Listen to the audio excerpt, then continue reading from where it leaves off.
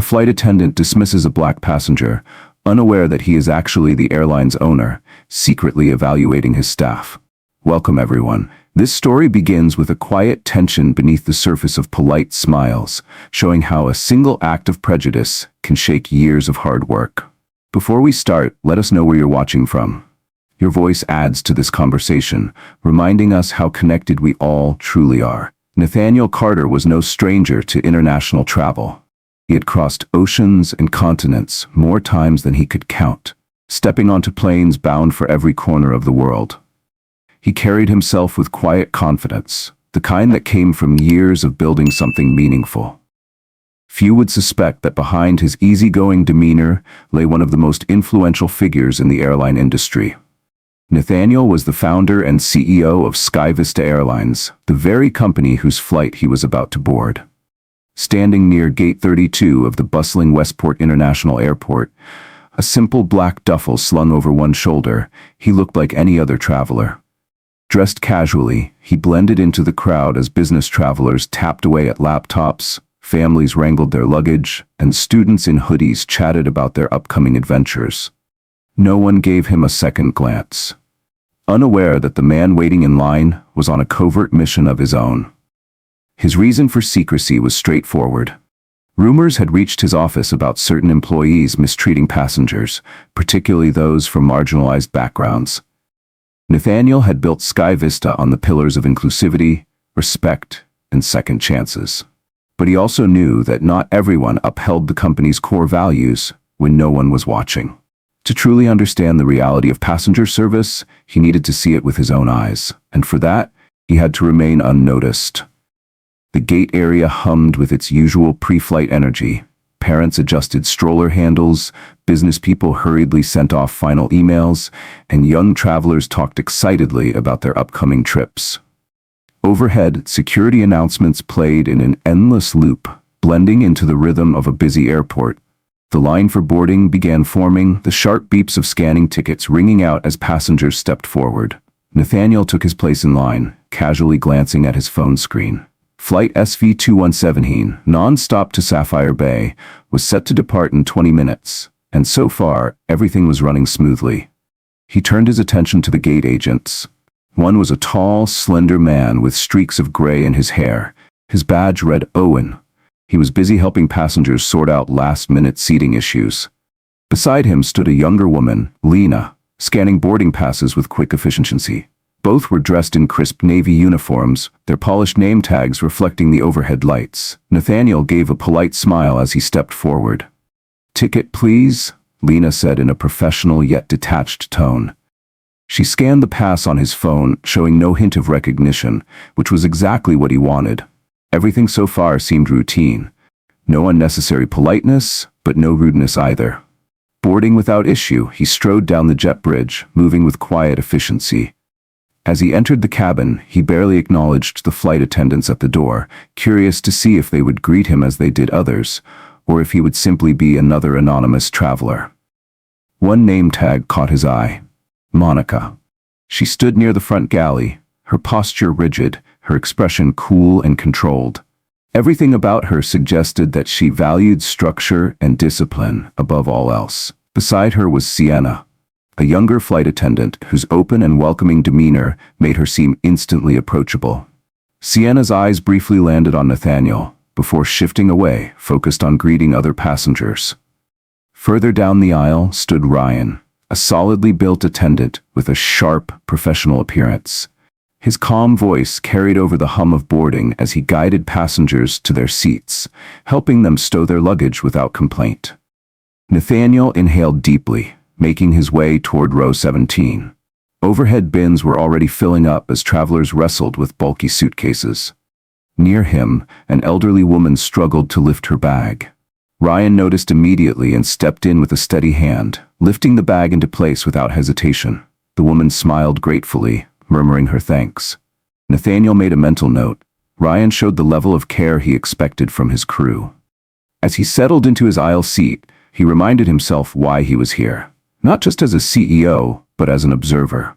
A leader who refused to let his airline become one that turned a blind eye to mistreatment. Because sometimes the only way to see the truth was to experience it firsthand. Nathaniel appreciated Ryan's sincerity as he assisted passengers. Once Nathaniel reached his seat, he placed his duffel in the overhead compartment, noticing that his row was empty for now. He suspected the middle seat might stay that way, but there were no guarantees. He always preferred an aisle seat. It allowed for quick movement when needed. But he was ready to adjust if someone took the seat beside him. Settling in, he absent-mindedly brushed an invisible speck from his casual jacket. No one around him realized that, beyond being just another traveler, he carried immense responsibilities outside of this flight. Contracts to sign, executives to meet, major decisions awaiting his approval. But none of that mattered at this moment. Right now, his only mission was to observe. The cabin door closed with a firm clunk, followed by the soft shuffle of seatbelts clicking into place. A familiar chime rang overhead, signaling that departure procedures had begun. Then came a voice over the intercom, brisk, polished, and unmistakably authoritative. Ladies and gentlemen, welcome aboard SkyVista Airlines Flight SV2117 to Sapphire Bay. Please direct your attention to the safety demonstration. It was Monica, the senior flight attendant. Her tone was precise and well-practiced, professional, yet lacking warmth. Sienna and Ryan moved through the aisle, demonstrating seatbelt fastening, oxygen mask usage, and emergency exits. Their voices blended in sync with the pre-recorded safety announcement. Nathaniel let the routine wash over him. He had heard it countless times, but he knew that every small detail of this demonstration could reveal something about the crew's approach to their passengers. Monica was efficient but distant. Her crisp diction suggested she prioritized control over comfort. By contrast, Sienna had a natural warmth, her tone kind and patient despite the formalities. Ryan, with his calm and steady demeanor, handled passenger questions about seat reclining and emergency procedures with ease, reassuring nervous flyers with his steady presence. As the plane began taxiing to the runway, the cabin's atmosphere shifted. A mix of anticipation, routine, and nervous energy spread among the passengers. Nathaniel took a slow breath, closing his eyes for a moment as the subtle surge of adrenaline that always accompanied takeoff filled his chest. Glancing to his left, he noticed an older man, Martin, anxiously checking his watch, likely worried about a tight connecting flight. Across the aisle, a pregnant woman, Elena, adjusted a small pillow behind her back, shifting in her seat for comfort. A few rows ahead, a father named Jason struggled to keep his restless toddler, Noah, entertained. The little boy squirmed in his seat, refusing to stay still. Then came the roar of the engines. The sudden forward thrust pinned everyone against their seats as the plane's nose lifted skyward. Nathaniel felt that familiar moment of weightlessness, the brief but unmistakable sensation of leaving the ground. A few moments later, the seatbelt sign switched off, and the cabin lights softened as the plane settled into its cruising altitude. The flight attendants immediately got to work, preparing for in-flight service. Sienna and Ryan moved carefully through the aisles, pushing the beverage carts, checking on passengers. "Would you like water, coffee, tea, or juice?" Sienna asked with a friendly smile as she took each order. Nathaniel watched as she went out of her way to be accommodating. In row 14, a woman named Diana requested an extra blanket, mentioning that she was feeling cold. Sienna didn't hesitate. Even though blankets were limited in economy class, she searched for a spare and brought it to Diana with a reassuring smile. A few rows back in row 19, a teenage girl named Lucy accidentally spilled her soda on the tray table. Ryan calmly handed her napkins and a fresh drink, brushing off her apologies with an easygoing, "It happens all the time." These small acts of kindness reassured Nathaniel that his airline's training programs were working. But Monica? He kept an eye on her, waiting to see if any concerning patterns emerged. She moved through the cabin with sharp, observant eyes, scanning for passengers with unfastened seatbelts or improperly stowed items. Whenever she spoke, her tone felt clipped, not outright rude, but devoid of warmth. So far, nothing blatantly discriminatory had happened, but Nathaniel had an instinct for reading people. He reminded himself not to jump to conclusions. Some flight attendants simply had a stricter, no-nonsense approach. That didn't necessarily mean anything, yet. He reached into his bag and pulled out a book, hoping to distract himself. But he found himself reading the same sentence over and over. His attention kept drifting back to the crew, quietly analyzing their interactions, searching for the truth beneath the surface. Then, about an hour into the flight, the first minor conflict emerged. A larger-built man named Daniel, seated in a middle seat, pressed his call button. When Ryan approached, Daniel politely explained that he was feeling cramped and requested a seatbelt extender. Ryan, ever helpful, nodded. "Let me check if we have an available aisle seat for you." But when he asked Monica if any aisle seats were open, she barely spared Daniel a glance. Her response was immediate and dismissive. "We're full." No changes. Then, without another word, she walked away. Nathaniel caught the flicker of embarrassment on Daniel's face. Ryan hesitated, clearly uncomfortable with Monica's lack of effort. Finally, he leaned down and whispered, "I'll see what else I can do." Nathaniel took note. Was it just protocol? Perhaps. Or was it something more? He decided to keep watching. Monica pursed her lips, gave Daniel a quick glance, and stated flatly, "All aisle seats are occupied." Then, without another word, she turned and walked away. The hopeful look on Daniel's face faded, replaced by mild embarrassment. Ryan, still standing beside him, shifted uncomfortably before leaning down and murmuring, "I'll see if I can figure something out." Nathaniel took mental notes. Was Monica simply following protocol? Perhaps. Or was there a lack of effort, a subtle indifference? It wasn't enough to form conclusions. Yet, so, he continued watching. Meanwhile, a few rows ahead, Jason, the father traveling with his toddler Noah, was struggling. Noah was restless, his little wails echoing through the cabin. No one could quite figure out what was wrong, but the boy refused to be comforted. Nathaniel caught sight of Sienna kneeling beside their row, offering Noah crayons and coloring pages from her own stash. It was a small but thoughtful gesture. The distraction worked, at least for a moment. Noah's cries softened, and Jason let out a relieved sigh, mouthing a quiet thank you to Sienna. Just then, Monica strode past, casting a sharp, disapproving look at the father and child. She didn't say a word. She didn't need to. Her expression alone, the tight lips, the furrowed brow, conveyed her annoyance clearly. Jason shifted uncomfortably, adjusting Noah in his lap, as if he suddenly felt like an inconvenience. Sienna, still kneeling, chose to ignore Monica's reaction and kept doing her best to help. Nathaniel made another note. Turning his gaze across the cabin, he noticed a mother cradling an infant a row ahead on the opposite side.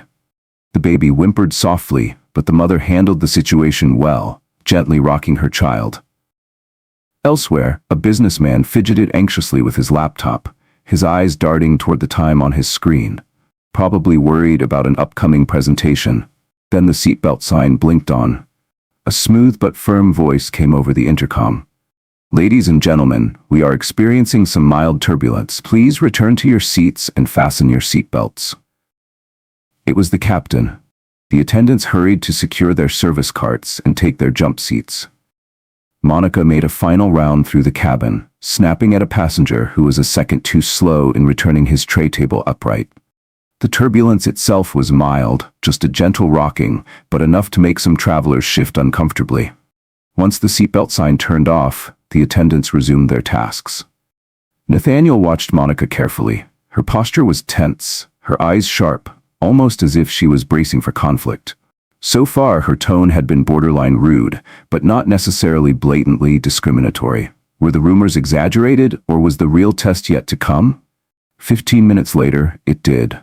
A black woman named Camille, seated a few rows behind Nathaniel, pressed her call button. She was traveling with her 10-year-old nephew, Julian, a bright-eyed, fidgety kid who seemed eager to explore the in-flight entertainment. Camille asked for a headphone adapter so Julian could watch a kid-friendly movie. Sienna arrived first. "Let me check if we have any left," she said cheerfully, then disappeared into the galley to search. A few moments later, Monica approached instead. Camille repeated her request. Though a slight edge crept into her voice, Julian was growing impatient, and she was hoping to settle him quickly. Monica's eyes flicked to Julian. She gave a tight-lipped smile and said, "We don't provide those in economy. You'll have to manage." Her tone wasn't just dismissive, it had a sharpness to it. Camille blinked, caught off guard. "Well, Sienna said she'd check for one," she pointed out. Monica let out a long, audible sigh, as if this was some great inconvenience. She shouldn't be making promises for things that might not exist, Monica said curtly. Then, without another word, she pivoted on her heel and walked away. Nathaniel saw Camille's shoulders sink slightly. She looked embarrassed. Julian glanced up at his aunt with confusion. He may not have fully understood what had just happened, but he ranked her. Just then, Sienna returned, smiling brightly, holding a small packet in her hand. "Got one," she announced, handing Camille the adapter. But as she did, her smile faltered. She noticed the look on Camille's face, not relief, not gratitude, but something much quieter, much heavier. Camille took the adapter with a polite but subdued, "Thank you." Sienna hesitated, then glanced around, searching for Monica. She found her a few rows ahead, correcting passengers about their seat positions, as if the interaction had never happened. Nathaniel felt a shift in the air. The tension had become almost tangible. It wasn't that Monica was picking fights outright. It was the way she interacted with certain passengers. Or rather, how she didn't. Monica's behavior had been subtle, but not invisible. Nathaniel had seen the pattern. She was consistently harsher toward certain passengers, particularly black travelers, parents with young children, or anyone who didn't fit her silent criteria of a perfect flyer. By contrast, when addressing well-dressed solo travelers or business class types, even those seated in economy, her tone softened into polite, if detached, professionalism. Nathaniel suspected it was only a matter of time before something bigger erupted, and sure enough, it happened during the next beverage service. Sienna and Ryan moved their cart down the aisle with careful precision, offering passengers coffee, tea, juice, or water. When Camille asked for orange juice, trying to keep Julian calm, Sienna handed her a cup with a reassuring smile. But as Julian shifted in his seat, his foot accidentally nudged the edge of the cart. A few cups wobbled dangerously. Sienna reacted quickly, grabbing them before any real damage was done. Only one cup spilled slightly onto a napkin. She laughed it off. "No worries, sweetie. It happens." She winked at Julian, brushing it aside as nothing more than an everyday accident. But Monica, who had been standing a few rows ahead, snapped her head toward the commotion. Her expression darkened. She strode down the aisle with purpose, her heels clicking sharply against the floor. "What's the problem here?" she demanded, her voice carrying over the hum of the cabin. Sienna opened her mouth to explain, but before she could finish, Monica cut her off. "This is exactly why children need to be kept in check," she snapped, her gaze locking onto Camille and Julian like they had committed some serious violation. Nearby passengers paused, looking over. Camille's posture stiffened. "He's just a kid," she said, her voice calm but laced with frustration. "It was an accident." Monica's eyes narrowed. "Then you should teach him to respect the crew and other passengers," she retorted coldly. A sharp breath escaped Camille's lips. "Excuse me, that's exactly what I'm doing, and he already apologized, didn't he?" Sienna quickly stepped in, trying to de-escalate. "Everything's fine, Monica," she said in a measured tone. "No harm done." But Monica crossed her arms, unwilling to let it go. "Ma'am," she said icily, looking down at Camille, "you're creating a disturbance. If this continues, I'll have no choice but to ask you to move seats, or deal with further consequences. We have policies here." Nathaniel saw Julian's small face flush red. He looked mortified, like a child being scolded by a teacher in front of the whole class. Passengers around them whispered, some nodding in silent sympathy with Camille, others looking uneasy at Monica's intensity. Camille's hands clenched around her armrest, trying to keep her composure. "This is ridiculous," she muttered. Nathaniel felt his own pulse quicken. It wasn't just about spilled juice. It was Monica's belittling tone, the warning, the threat. It was the difference in how she spoke to Julian and Camille versus how she had spoken to other passengers. Nathaniel thought about the rumors, the whispers that some flight attendants treated black passengers differently. Now, he was seeing it firsthand. His fingers tightened against the armrests of his seat. A part of him wanted to stand up right then, reveal who he was, and shut Monica down on the spot. But he forced himself to hold back. Impulsive action wouldn't fix the deeper issue. He needed evidence, he needed clarity, and most of all, he needed to make sure real change would come from this, not just a single moment of discipline. Sienna did her best to defuse the situation. She turned to Camille and murmured quietly, It's okay. You're not in trouble. She gave Julian a warm smile, hoping to ease his embarrassment. Monica, however, was not finished. She leaned in slightly, lowering her voice, but making sure Camille still heard her clearly. Any further trouble will be reported. With that, she marched away, her back stiff, leaving the row in an uncomfortable hush.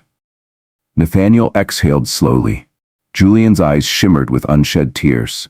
Camille wrapped an arm around him protectively, whispering assurances that it wasn't his fault.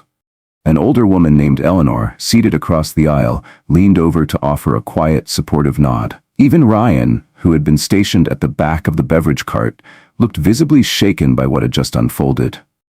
The flight continued, but the mood in the cabin had changed. People tried to focus on their movies, their books, their conversations. But the earlier ease was gone. It was as if everyone had just witnessed something deeply wrong, but no one knew how to respond. Nathaniel caught passengers glancing toward Monica with unease, as if worried that any small misstep might bring her scrutiny upon them next. The seatbelt sign lit up again, signaling more mild turbulence. Overhead bins rattled softly, and the plane jostled gently, but no one dared to press their call button unless absolutely necessary. An hour later, snack service began. Sienna and Ryan moved through the aisles again, distributing small bags of pretzels and cookies. Camille quietly refused hers. Julian took a cookie but nibbled on it absent-mindedly, looking small and withdrawn in his seat. Ryan discreetly leaned down and asked, "Are you two doing okay?" His voice was gentle, concerned. Camille gave a soft, grateful smile, though it didn't reach her eyes. "I appreciate it," she murmured. Ryan nodded as if wishing he could do more. Meanwhile, up in row 10, a white businessman accidentally spilled coffee on his shirt and tray table. Nathaniel watched closely.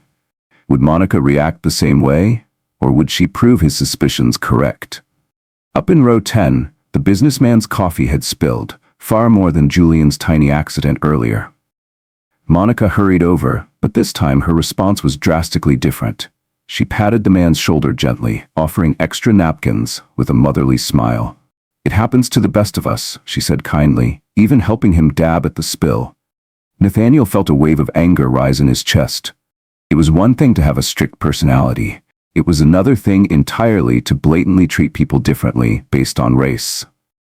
The flight reached its halfway point, and the captain's voice crackled over the intercom, announcing their current location and expected arrival time. Monica followed up with a short script about duty-free items, her tone once again cool and composed. Then, suddenly, a horrible retching sound came from the middle section of the plane. Passengers flinched, turning toward the noise. A woman, Linda, who had been looking queasy for a while, had vomited into a sickness bag. Without hesitation, Sienna rushed over with water and paper towels, kneeling beside Linda to comfort her. "Monica?" She stood several rows away, wrinkling her nose in disgust. Sienna quickly radioed for extra supplies, and Ryan soon arrived to help. Nearby, an older woman named Eleanor leaned over, asking if Linda needed any medication. Monica turned and walked away, making it painfully clear she had no intention of dealing with the mess. Nathaniel took note once again. Monica wasn't just strict, she was selective. Her lack of compassion wasn't universal. It was directed towards certain passengers. As the flight continued, Nathaniel debated his next move.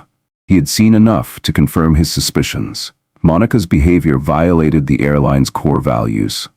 But he also knew that people like her could grow bolder when they felt no one would hold them accountable.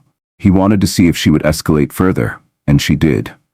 Less than an hour before landing, Julian accidentally knocked over his juice cup. The liquid trickled onto the floor, pooling slightly under the seat. Camille sighed tiredly, already reaching for napkins to clean it up. She pressed the call button, hoping for a little assistance.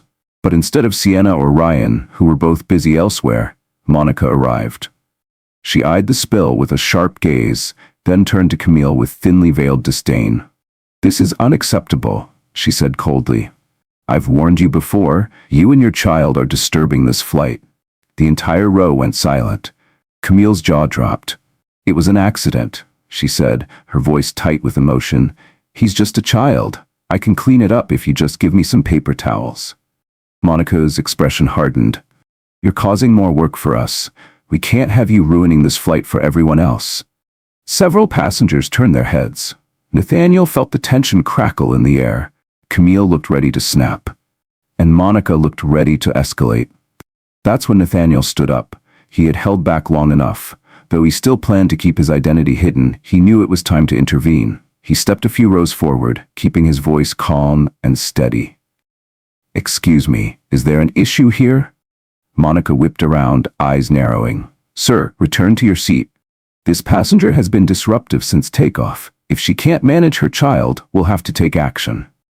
Nathaniel's gaze moved to Julian, who was visibly trembling, then back to Monica. He forced a polite smile, keeping his voice measured. "He's a young boy. Accidents happen. Maybe we can just help clean it up instead of making a scene." Monica's eyes darkened. "This isn't your concern. Sit down." At that moment, Sienna arrived, wiping her hands on a towel. She had clearly noticed the commotion. Without hesitation, she placed a gentle hand on Monica's shoulder. "I'll get some napkins. Don't worry, Camille. It's just juice."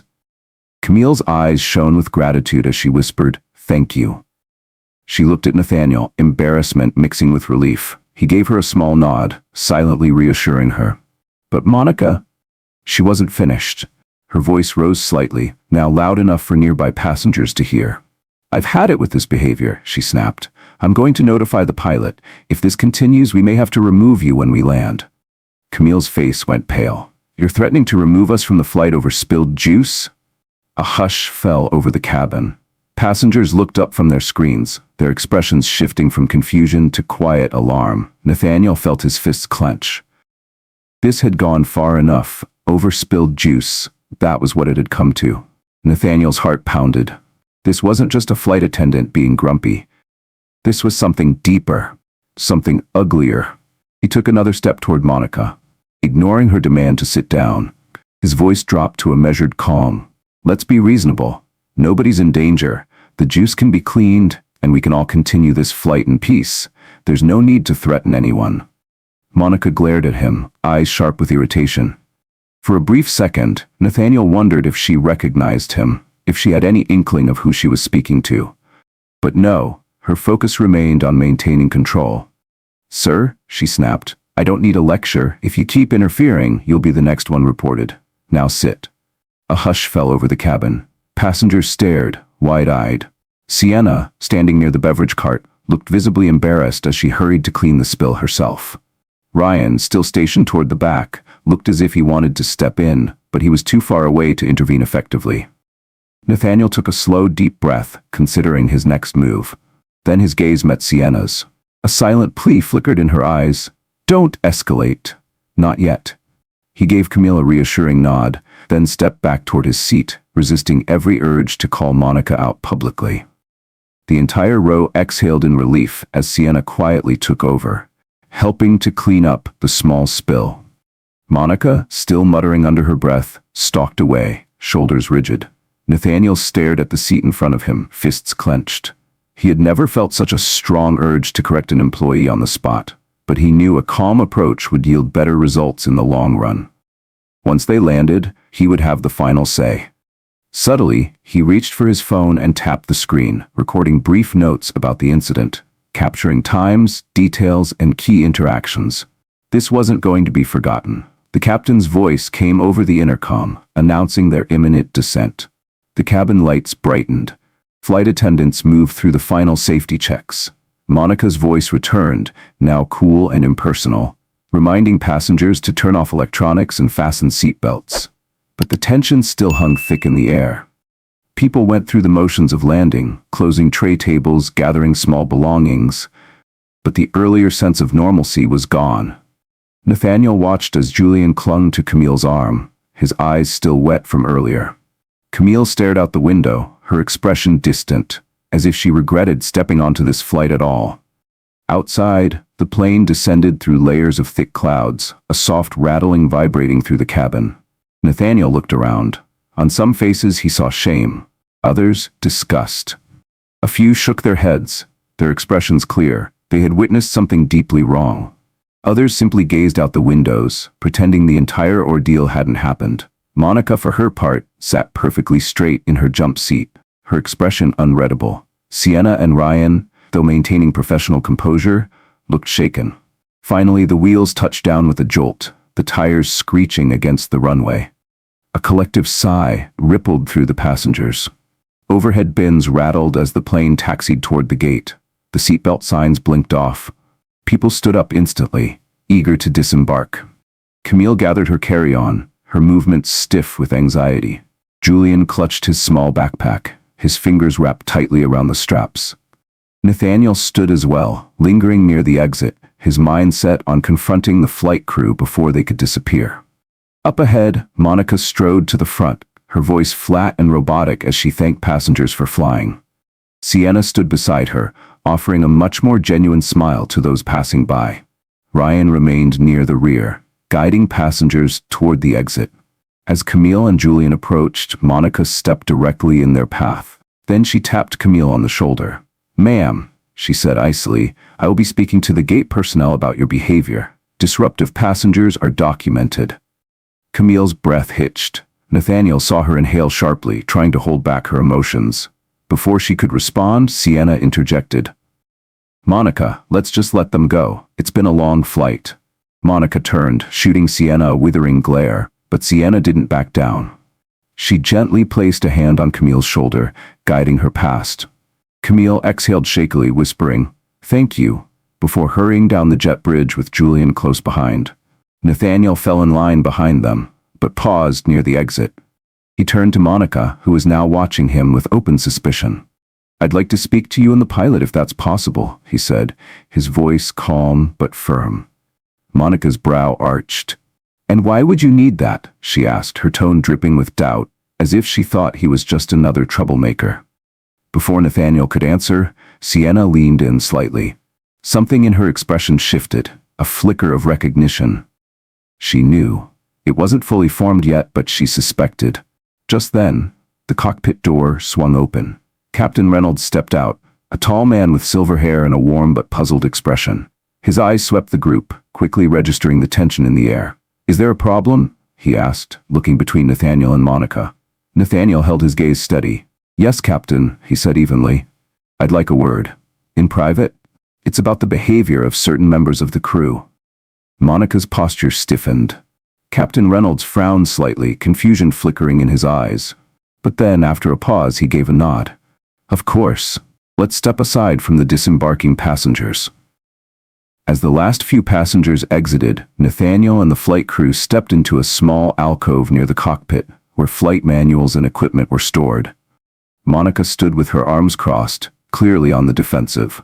Sienna lingered nearby, stealing quick glances at Ryan, who was guiding the final passengers off the plane. Noticing Sienna's presence, the pilot, Captain Reynolds, motioned for her to step closer. He likely sensed that she had something valuable to add. Monica shot Sienna a sharp look, but Sienna held her ground. Nathaniel took a slow breath. It was time to reveal himself. "I want to begin by thanking you, Captain, for a smooth flight," he said. "My name is Nathaniel Carter." He paused. The pilot's eyes widened. Sienna's lips parted slightly, as though the pieces of a puzzle had just clicked into place. Monica blinked, clearly not understanding. Nathaniel continued, his voice calm but firm. "I'm the owner of Sky Vista Airlines. I occasionally fly incognito to observe real passenger experiences. Today, I witnessed deeply concerning behavior that I cannot overlook." He turned to Monica, his expression unreadable. "Miss Monica, your treatment of certain passengers, especially Camille and her nephew, was beyond unprofessional. It was discriminatory and unacceptable." Monica's face drained of color. She glanced quickly at the pilot, searching for confirmation. Captain Reynolds cleared his throat, his expression serious. "Mr. Carter is indeed the owner and founder of Sky Vista Airlines," he said quietly.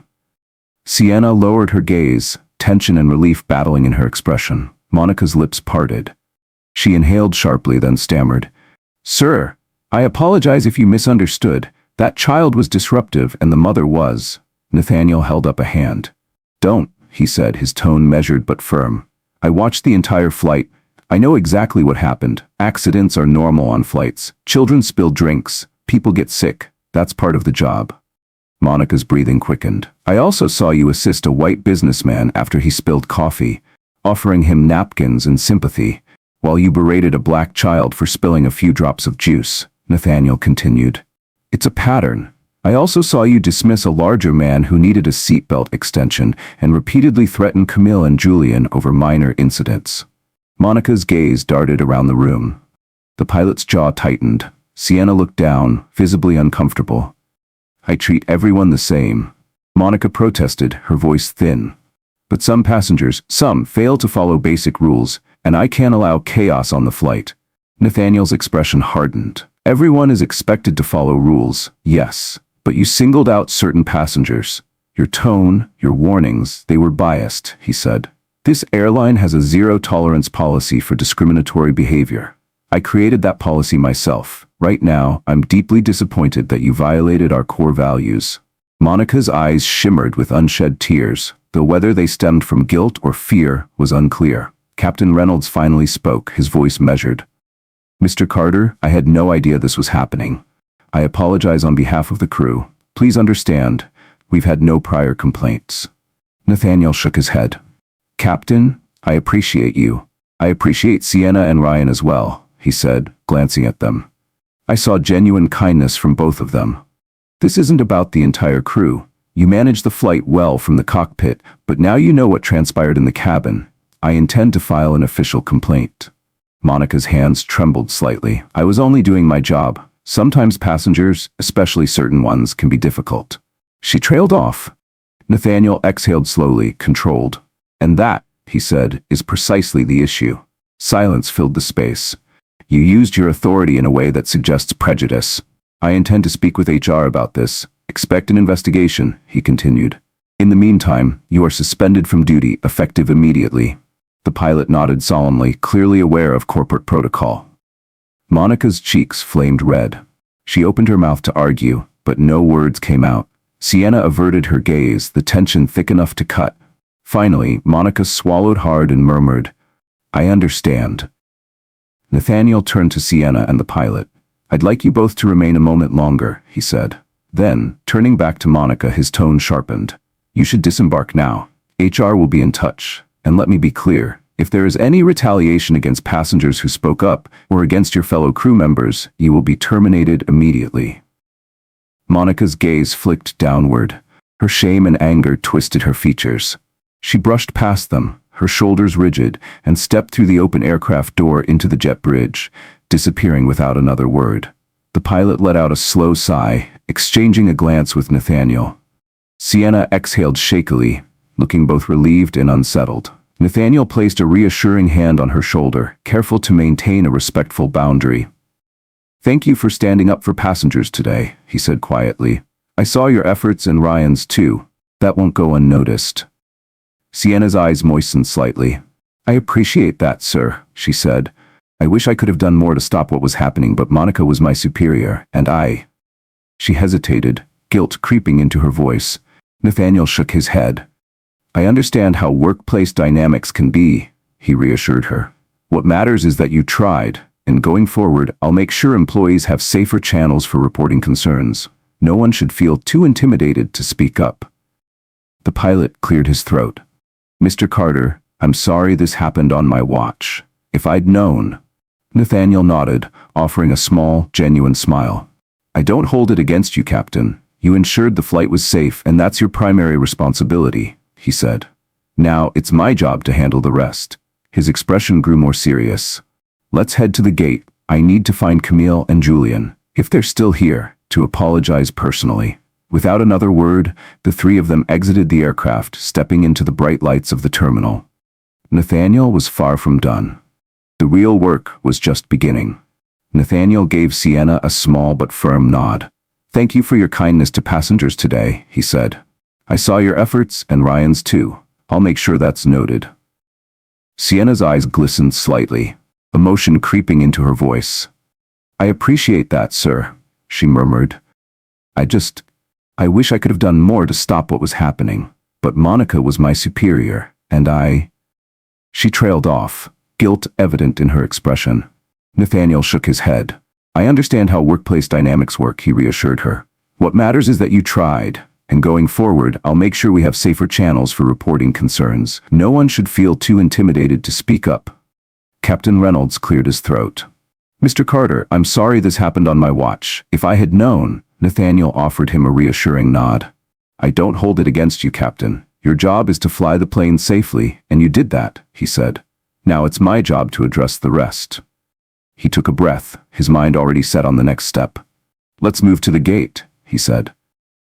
"I need to find Camille and Julian, if they're still here, to apologize personally."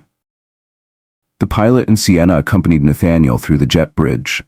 Most passengers had already dispersed, but a few stragglers remained near the gate, some checking their phones, others searching for connecting flights. Camille and Julian sat near a row of chairs. The boy looked drained, slumped against his aunt as she rubbed his back gently in a comforting motion. Nathaniel approached quietly, not wanting to startle them. When Camille looked up and recognized him, confusion flickered across her face. He spoke gently. "Ma'am, could I speak to you for a moment?" Camille studied him warily, her exhaustion clear. "Sure," she said, keeping her voice low. "Is something wrong?" Nathaniel shook his head. "I owe you an apology," he said. Camille's brows furrowed slightly. "My name is Nathaniel Carter," he continued.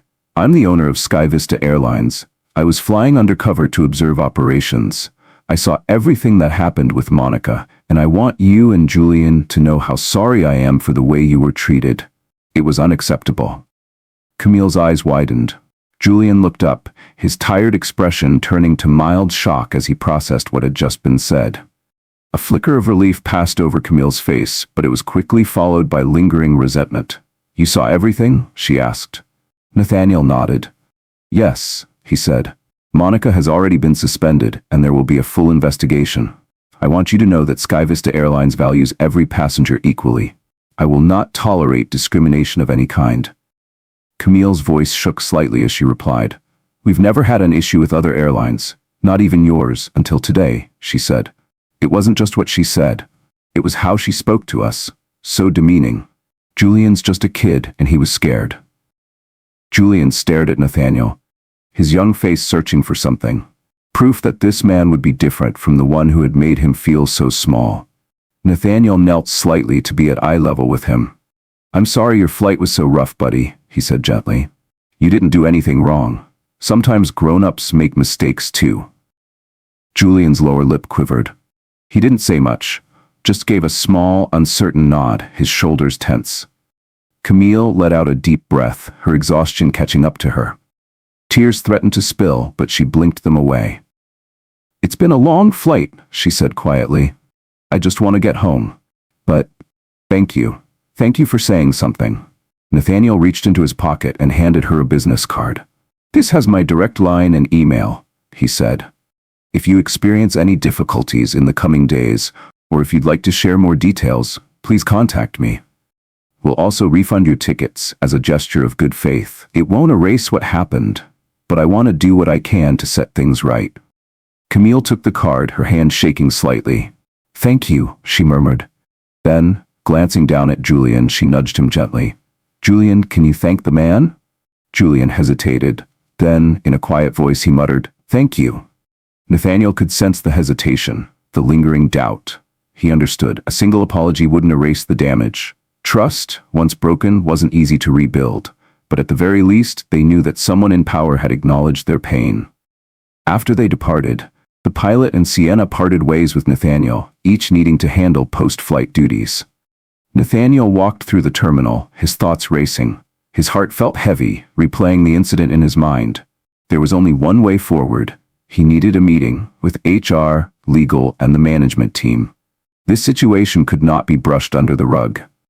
Nathaniel had built Sky Vista Airlines on a foundation of respect and integrity, and he was determined to show both his employees and the world that his company stood for more than just corporate slogans.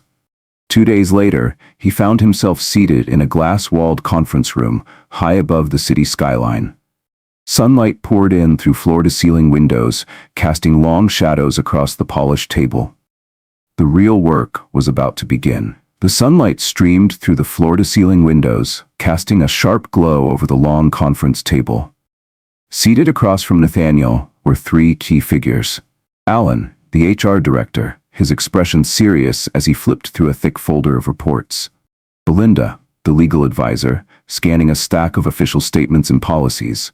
Eva, the head of cabin crew operations, her face tense as she reviewed a performance file. The weight of the meeting was evident in their postures, the solemn expressions etched on their faces. Nathaniel tapped his fingers gently on the polished surface. "I've already filed a personal report," he began. "I want to know what our official channels have uncovered so far." Alan cleared his throat. "We've spoken with Monica," he said. "She claims she was enforcing standard flight safety procedures and that any perceived bias is a misunderstanding." Nathaniel's jaw tightened. "But we also interviewed Sienna, Ryan, and Captain Reynolds," Alan continued. "Their accounts align with yours. They observed Monica targeting specific passengers with an unprofessional tone, issuing unnecessary warnings and escalating minor incidents." Belinda shuffled through her papers. "In addition," she said, "we gathered passenger statements. Camille and Julian provided testimony, as did several others who witnessed the interactions firsthand. Their stories corroborate a pattern. Monica displayed hostility toward black passengers and those she perceived as less affluent." Nathaniel exhaled slowly. He had seen it himself. But now, with official records backing it up, there was no room for doubt. Belinda continued. "We also reviewed Monica's personnel file. She has 2 prior complaints, both citing rudeness and potential bias. However, since neither incident escalated into a formal investigation, no disciplinary action was taken at the time." Eva shifted uncomfortably in her chair. "I went through her performance reviews," she said. "Technically, she's proficient. She knows every safety protocol. She rarely makes operational mistakes. But..." She hesitated, then sighed.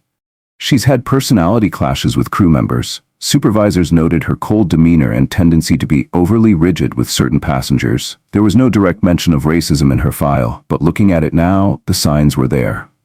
Nathaniel folded his arms. "A flight attendant's job isn't just about technical accuracy," he said firmly. "It's about how we treat people. If she's using her authority to enforce personal biases, that's a serious breach of our company's values." He looked at Belinda. "What are our options?" Belinda sighed, choosing her words carefully. "We can proceed with termination if the evidence is strong, which it appears to be," she said.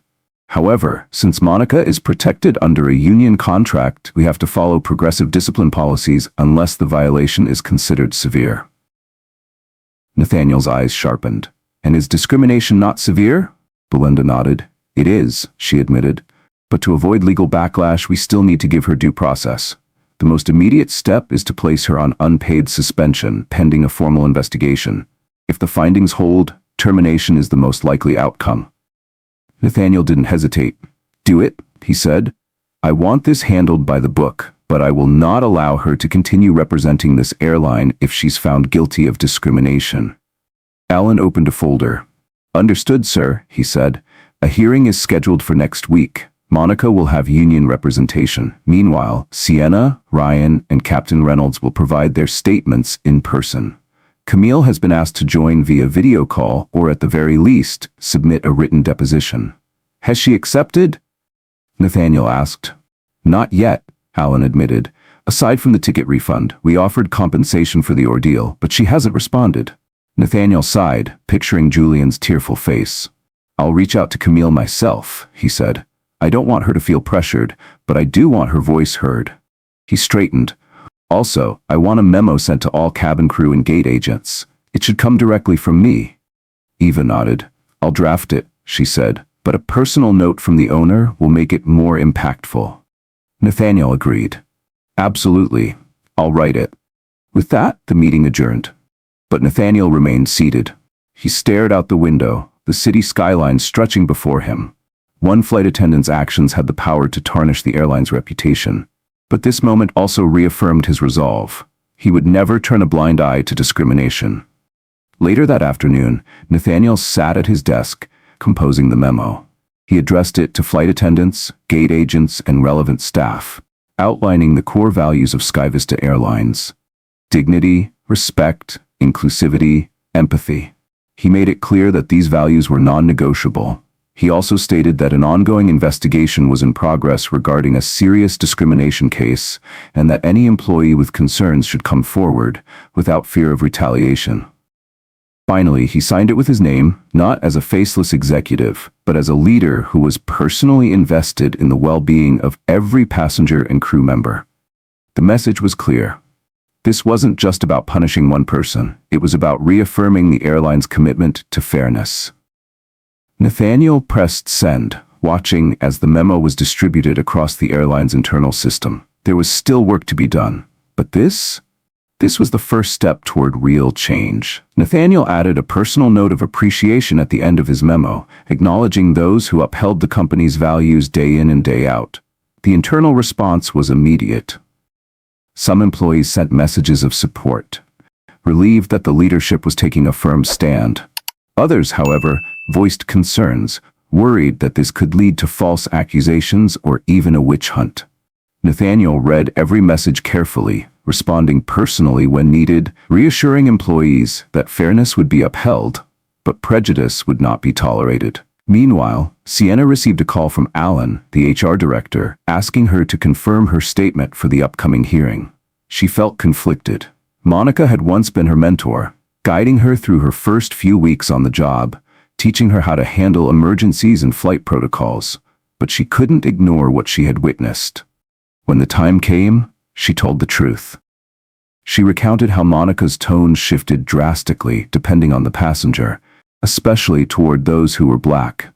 Ryan did the same. He described the unspoken tension whenever Monica was part of the crew.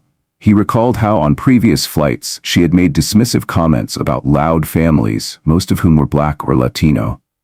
She never used outright slurs, but the undertone was clear. The hearing happened faster than Nathaniel expected. It was held in a small, formal conference room at Sky Vista Airlines corporate headquarters. Monica arrived with a union representative, her face drawn and defensive. Alan led the proceedings, with Belinda, the legal advisor, present to ensure everything remained by the book. Nathaniel sat at the side of the room, choosing to observe rather than overshadow the process, but he was prepared to intervene if necessary. Monica sat stiffly, listening as Sienna and Ryan detailed the events of the flight, describing how Monica had singled out certain passengers unfairly. Captain Reynolds confirmed that he had been alerted to passenger complaints during the flight. Camille's written statement recounted her humiliation at being treated with disdain and threats. Nathaniel himself testified, explaining exactly what he had witnessed firsthand. Throughout it all, Monica held firm. She claimed she had simply been enforcing airline rules and that certain passengers had been disruptive. She insisted that if her tone seemed harsh, it was because of professional stress, not bias. She denied being racist, pointing out that she had friends of color and had served many black passengers without issue. But the evidence was overwhelming.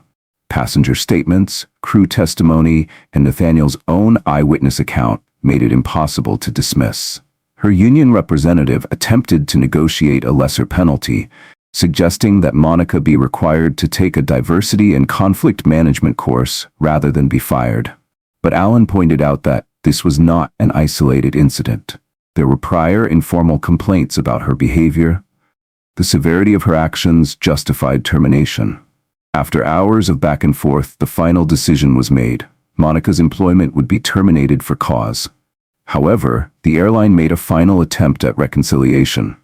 They offered Monica the chance to enroll in a professional sensitivity program, at her own expense, if she ever wanted to apply for rehire in the distant future. She refused. She felt betrayed by the company. She left the conference room in tears, muttering that she would seek legal action. Despite the tension, a quiet relief settled over the room. Justice had been served. Nathaniel knew there was a chance she might file a lawsuit, but he also knew that the documentation was airtight. He felt no satisfaction in firing someone, but the alternative, condoning racism, was unacceptable. In the following weeks, Nathaniel directed HR to implement company-wide diversity and inclusion training. But these weren't just lectures.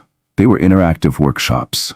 Flight attendants engaged in real-life role-play scenarios, learning how to recognize implicit bias, microaggressions, proper de-escalation techniques. Sienna excelled in these sessions, often stepping up to share examples of genuine passenger service. Ryan also contributed, emphasizing the importance of treating larger passengers with respect.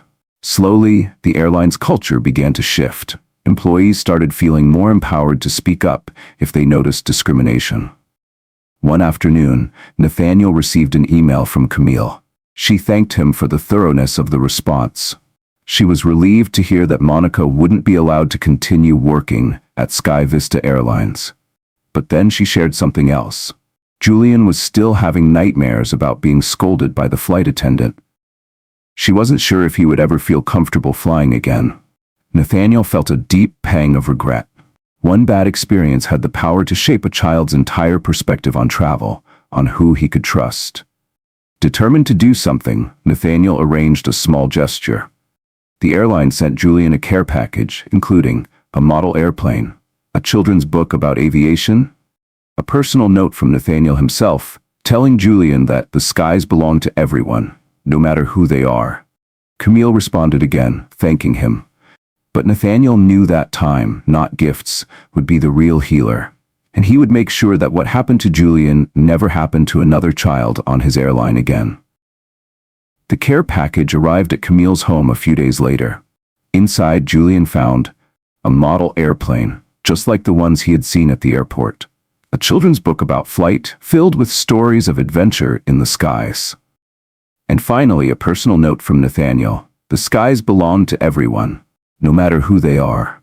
Camille sent a short but heartfelt thank you message.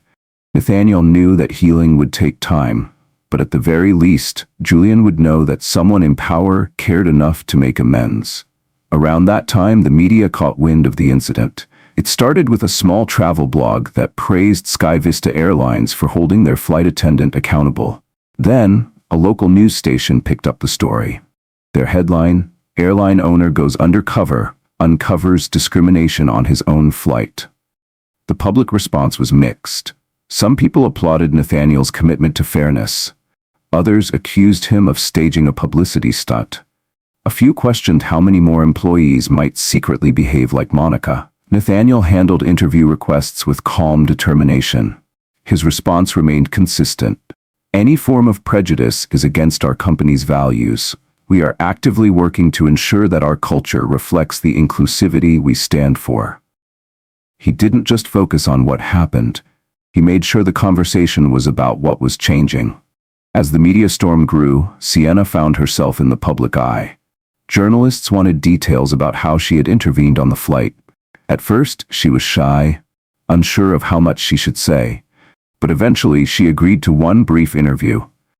She didn't focus on the drama or the scandal. Instead, she talked about the importance of compassion in her job. She praised Nathaniel for walking the talk, for proving that leadership wasn't just about policies, but about action. Her sincerity resonated with viewers. She began receiving messages from strangers who admired her courage, thanking her for standing up for what was right. Ryan, however, was less comfortable with the attention. He politely declined interviews, preferring to continue doing his job. But he supported Sienna behind the scenes, encouraging her when the media attention became overwhelming. One day, he admitted to her, "I should have spoken up sooner. I regret not confronting Monica before it escalated that far." Sienna shook her head. "It's understandable," she told him. "She was our superior. That kind of power dynamic makes it hard." Ryan nodded, but he still carried the weight of what he hadn't said in the past. From that moment on, though, he vowed never to stay silent again.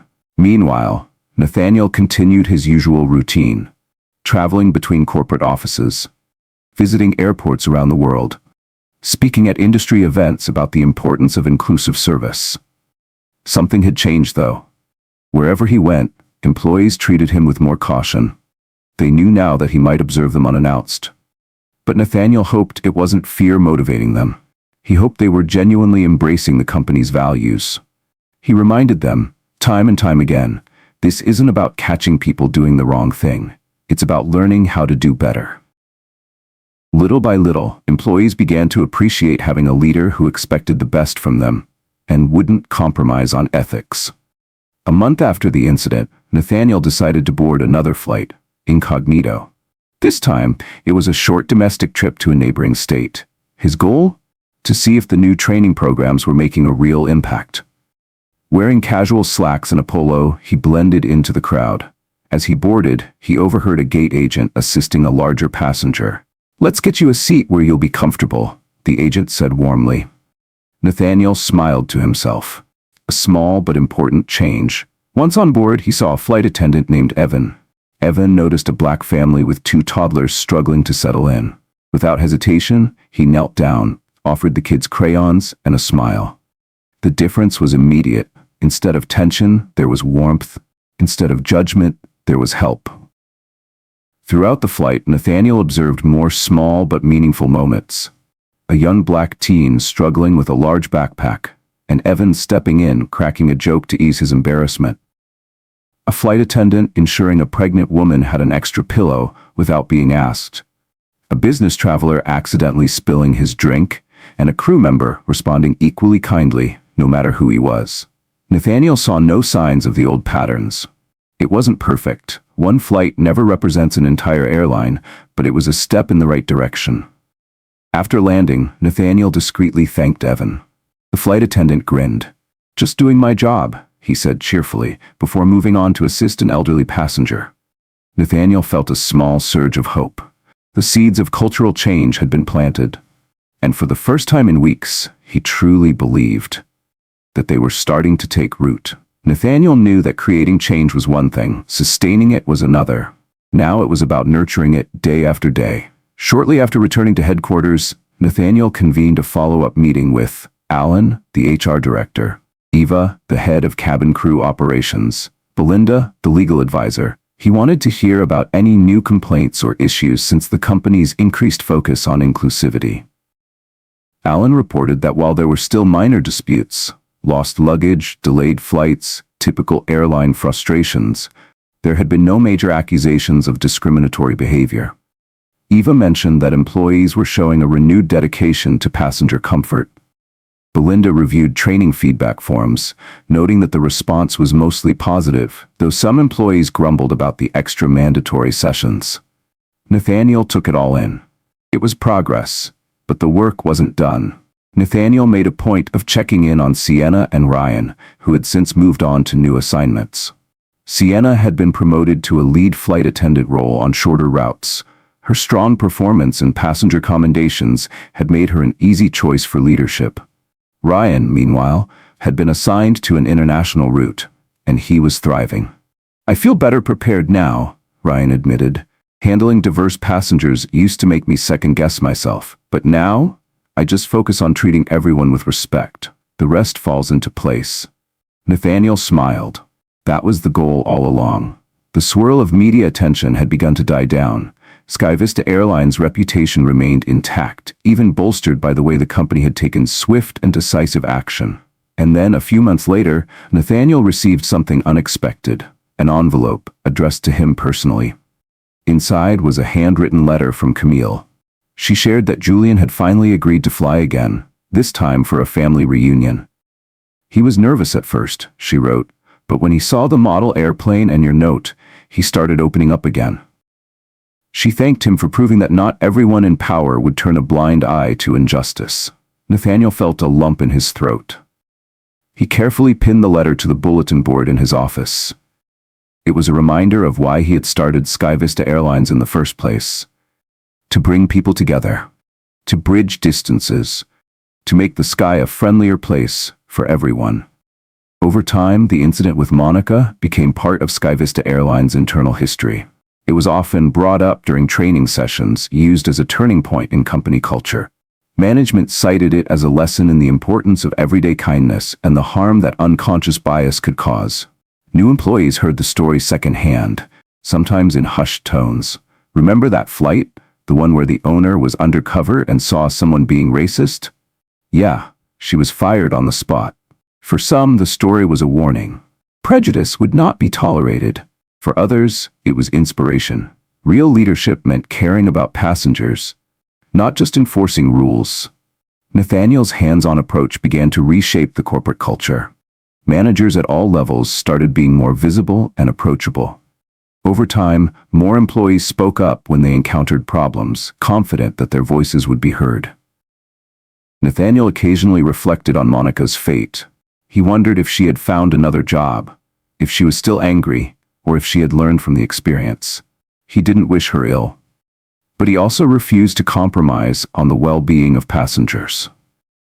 Taking swift action had been necessary, not just to protect Camille and Julian, but to protect every other passenger who might have encountered the same toxic attitude.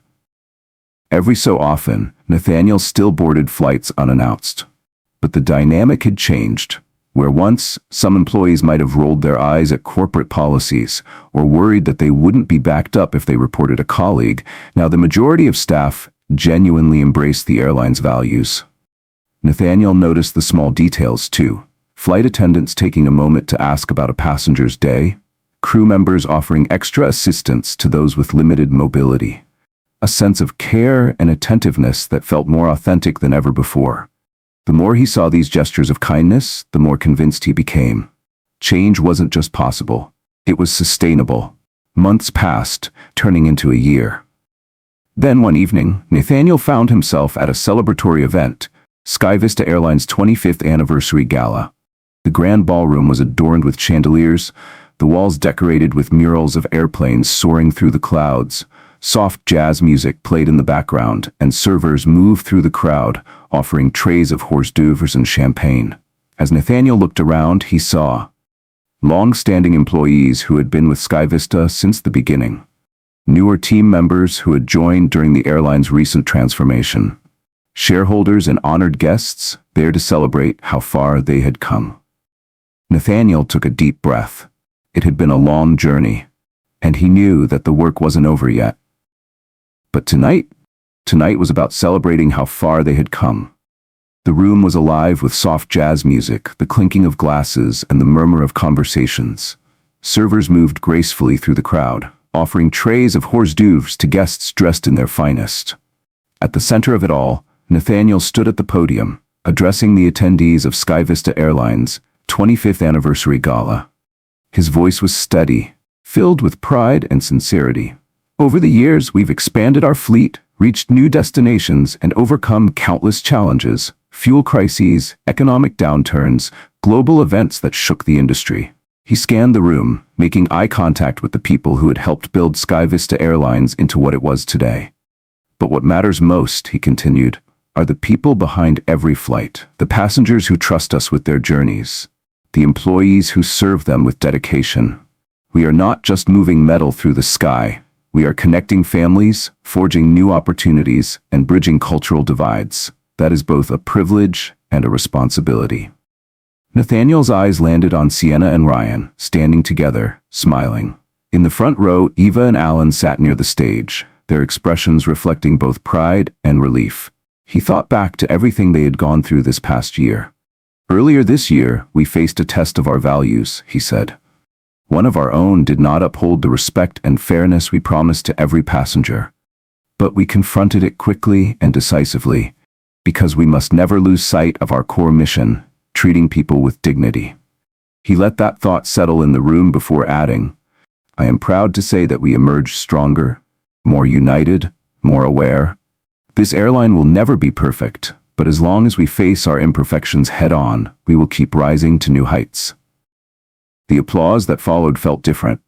It wasn't just polite clapping, it carried a weight of understanding, an acknowledgement of the changes they had gone through, an acceptance of the lessons learned. As Nathaniel stepped down from the podium, he was met with warm smiles, handshakes, and quiet words of thanks. Sienna approached him, looking elegant in a formal dress instead of her uniform. Your speech was wonderful, she said. Thank you for recognizing the everyday acts of care we try to show. Nathaniel placed a hand over his heart. You exemplify the best of this airline, Sienna, he told her. Keep setting that example. It matters more than you know. Ryan joined them, nodding. We all do our part, he said. But it helps that you practice what you preach. They shared a brief laugh before parting ways to enjoy the celebration. Later that evening, Nathaniel stepped outside onto the open-air patio, seeking a moment of quiet. Above him, the night sky stretched wide, dotted with stars. Planes soared overhead, tiny specks of light carrying hundreds of human stories. Some joyful, some anxious, some complicated. His role was to ensure that each of those stories was treated with respect, from check-in to touchdown. As he stood there, he overheard Sienna speaking with a group of newer flight attendants. She was telling them a story. When I was new, I was afraid to step in when a senior colleague acted unfairly. I worried about the backlash, but I learned that protecting passengers is what this job is really about. Never let fear override fairness. Nathaniel felt a surge of pride. SkyVista Airlines was in good hands, because it wasn't just about corporate policies. It was about people like Sienna passing down the right values to the next generation of crew members.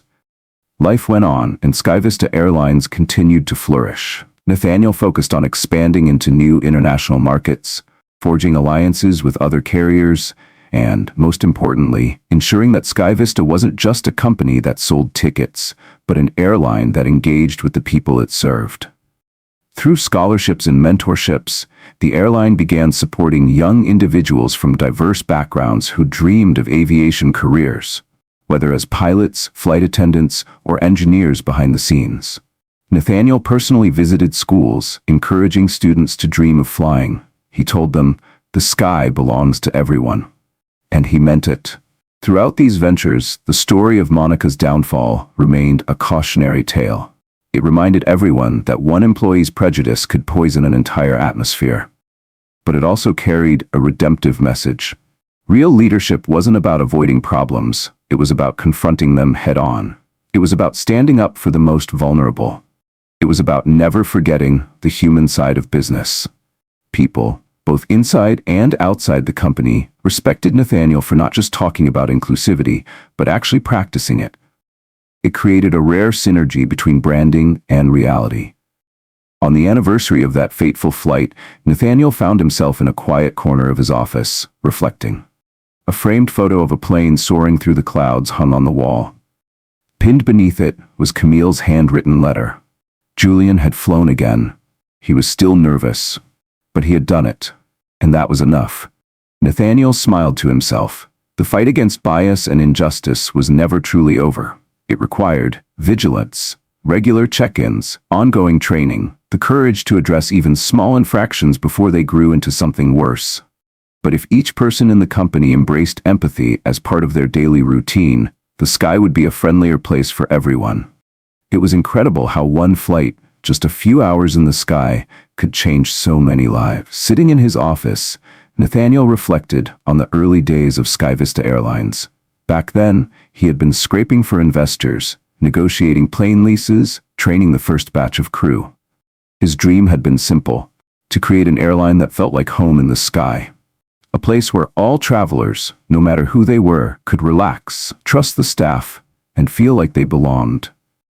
His thoughts were interrupted by an email notification. It was from Camille. She wanted to update him on Julian. Her nephew was doing better, slowly regaining his confidence in public spaces. He still talked about that flight sometimes, but now, instead of fear, there was pride in his voice. Because that day they had stood up for themselves, and someone in power had listened. Nathaniel read the email twice. Then, he penned a quick reply. "Thank you for the update. Please know that you and Julian are always welcome to fly with us whenever you're ready. If you do, I'll personally ensure that your experience is smooth and welcoming." Outside his office window, airplanes soared against a backdrop of clouds. Nathaniel felt an odd mix of relief and determination. The fight against bias and injustice was never truly over. It required eternal vigilance, regular check-ins, robust training, a willingness to address even small infractions before they became larger issues. But if each employee embraced empathy as part of their daily routine, the sky would become that much friendlier. For children like Julian, for single mothers traveling alone, for larger passengers needing seatbelt extensions, for anyone who might otherwise feel overlooked or marginalized. In a rare moment of self-indulgence, Nathaniel opened a drawer in his desk. Inside, he pulled out an old photograph. It was of himself as a young child, standing beside his mother at an airport terminal. She was smiling widely, dressed in a floral outfit, and in his small hands, a toy airplane. His eyes were full of wonder. He remembered the thrill of looking up at the vast aircraft, imagining all the places it could take him. Back then, he had felt like anything was possible. That was the feeling he wanted to preserve for every passenger. A sense of belonging, a spark of hope. He gently placed the photo back into the drawer and closed it. Outside, the hum of daily operations continued. Phones rang. Employees typed reports. Managers held strategy sessions. Aviation was relentless, always pushing forward to the next departure or arrival. Nathaniel stood, straightened his tie, and prepared to immerse himself once more in the day's responsibilities. Even as the owner of the airline, he reminded himself, he was always at the service of his passengers and employees. And that sense of purpose, it never faded. The day he had stepped onto that flight incognito had been both harrowing and necessary. Without witnessing Monica's actions firsthand, it might have taken months, even years, for the company to uncover the truth. Now, all these months and internal reforms later, SkyVista Airlines had taken a clear stand. It was proof that adversity, when faced with courage, could spark deeper integrity and unity. Soaring together, his eyes drifted toward a framed motto on the wall. Soar together. He had put it there years ago, but its meaning felt newly energized. As long as they soared together, staff, passengers, leadership, no act of prejudice could keep them grounded for long. Nathaniel smiled to himself, letting that conviction carry him forward. He was determined to ensure that from takeoff to touchdown, SkyVista Airlines would live up to its name. For everyone, everywhere, every single time.